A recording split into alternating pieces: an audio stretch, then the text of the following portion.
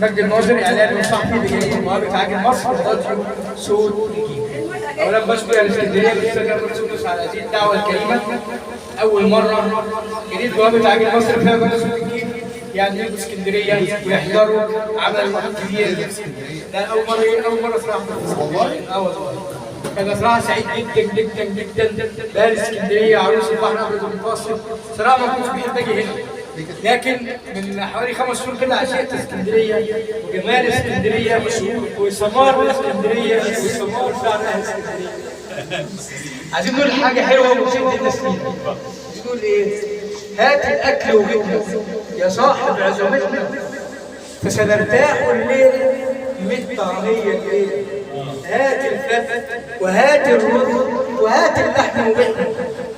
الله الله على فتتنا ادي لحمتنا.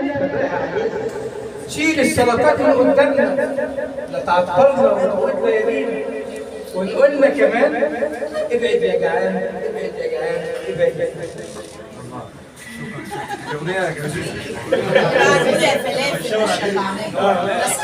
كل حاجه حلوه بقى يعني نشد بيها اهالينا في فلسطين.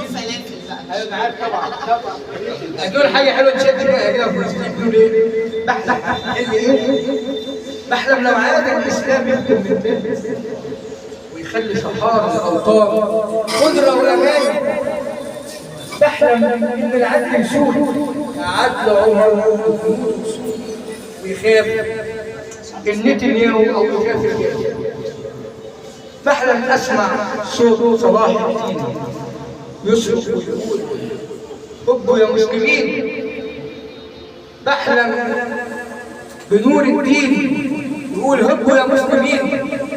بحلم بقدس ينادي وسط الناس ويقول واسلامات واسلامات واسلامات لحق من تاني. شكرا. نشكر الاعلام الكبير الاستاذ مجدي الناظر.